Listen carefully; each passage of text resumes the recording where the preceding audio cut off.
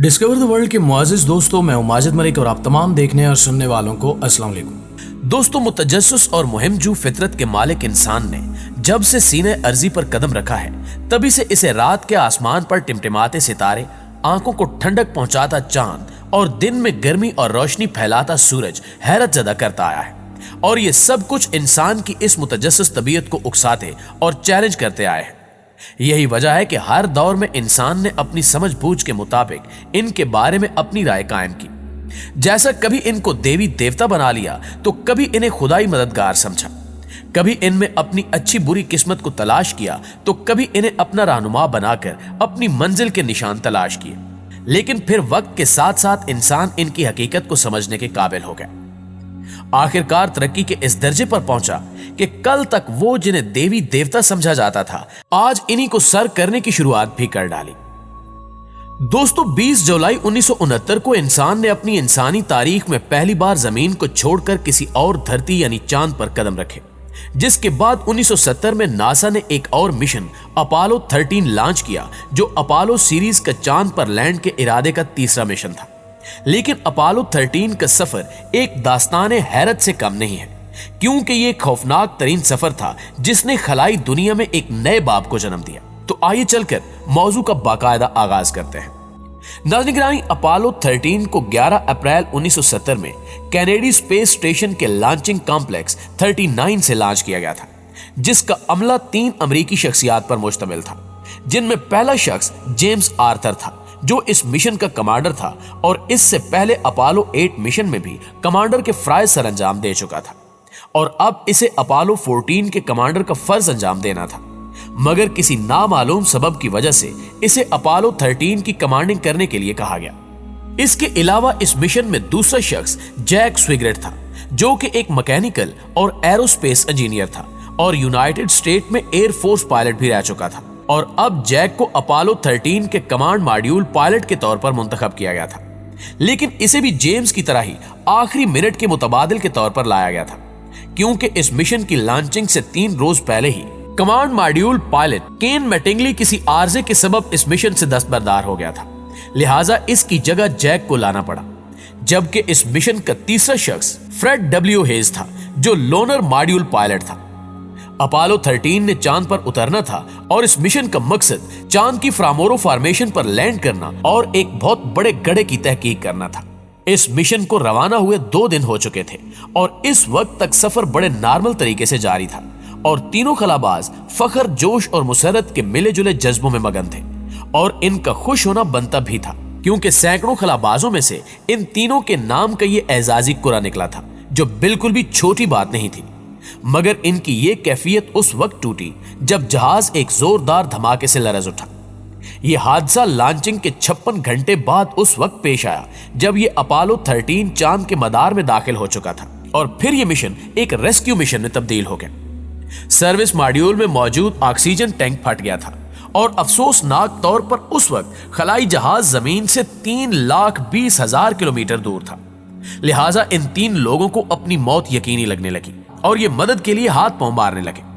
Apollo 13 mission के 3 बड़े modules थे, जिनमें से एक सर्विस मॉड्यूल था, जो खलाबाजों की ऑक्सीजन, पानी और ताकत की कमी को पूरा करता था, और दूसरा कमांड मॉड्यूल जहाज का मेन कंट्रोलिंग एरिया था, जिसके साथ अमले के कंपार्टमेंट मुंसलिक थे, जबकि तीसरा लोनर मॉड्यूल था, जिसे चांद पर लैंड करने के लिए डिजाइन किया गया था। दोस्तों, यहां पर यह वाजे करता चलूं कि खलाई जहाज में ऑक्सीजन टैंक मरकजी हैसियत रखता है, क्योंकि ऑक्सीजन टैंक की ऑक्सीजन सांस लेने के अलावा रॉकेट का ईंधन, बिजली और पानी बनाने में भी इस्तेमाल होती है। लेकिन बदकिस्मती से अपोलो 13 के ऑक्सीजन टैंक फट जाने से जहां पानी और ऑक्सीजन की कमी हो गई, वहीं केबन का दर्जा हरारत भी इस हादसे की वजह से गिरने लगा।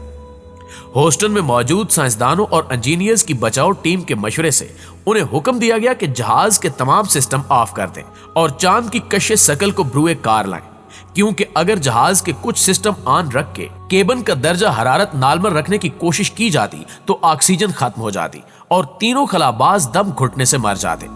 लिहाजा खलाबाजों ने मशवरे के मुताबिक जहाज को ऑफ करके चांद की कश्श शकल को इस्तेमाल में लाते हुए जहाज का रुख जमीन की तरफ मोड़ दिया।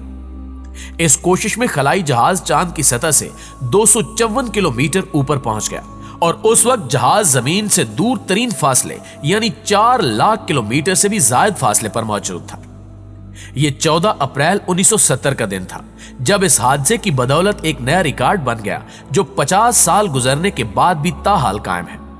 سائنسدانوں اور انجینئرز کے مشورے کے مطابق جب جہاز کے تمام پروگرام بند کر دیے گئے تو کیبن میں ٹھنڈ بڑھنے لگی، جبکہ بجلی کی سپلائی بند ہونے سے کیبن تاریکی میں ڈوب گیا، اور اس طرح یہ کیبن خلابازوں کے لیے سزائے موت کے قیدی کی کوٹڑی جیسا تنگ و تاریک ہو گیا۔ لہٰذا وہ تینوں لوگ دیگر اربوں انسانوں اور تمام جانداروں سے لاکھوں کلومیٹر دور صحیح معنوں میں بے یار و مددگار ہو گئے، اور ایسے بے یار و مددگار کہ اس سے پہلے ہی شاید کوئی ہوا ہو۔ یہ واپسی کا سفر بھی انتہائی اذیتناک تھا، اور یہ سفر بالکل ایسا ہی تھا جیسے زندگی اور موت کی کشمکش میں مبتلا کسی مریض کا ایمبولینس میں سفر ہو۔ جہاں مشن کی ناکامی اور چاند کو چھونے کی حسرت دل میں رہ جانے کا دکھ تھا، وہیں آکسیجن اور پانی کی کمی کے شدید مسائل بھی درپیش تھے، اور ہڈیوں میں اترنے والی سردی نے تو خلا بازوں کی سوچیں تک جما دی تھی۔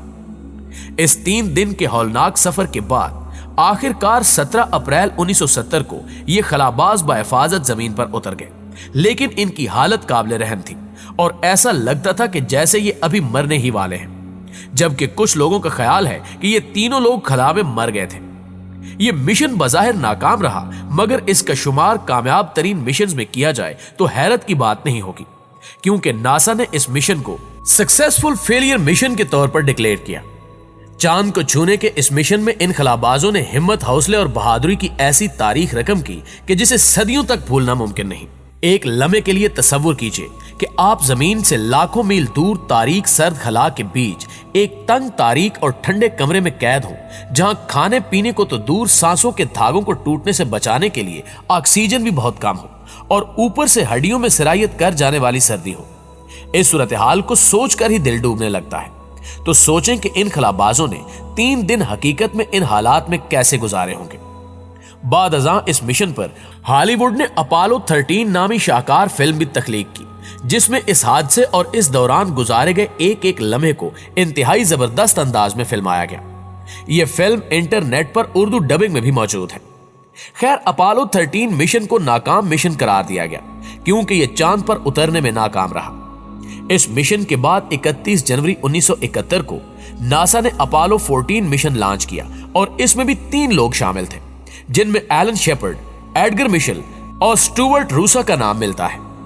اس مشن میں خلاباز ایلن شیپرڈ اور ایڈگر مشل نے چاند کی سطح پر 2.25 دن گزارے، جبکہ روسا راکٹ کے دوسرے حصے میں چاند کا چکر لگاتے رہے۔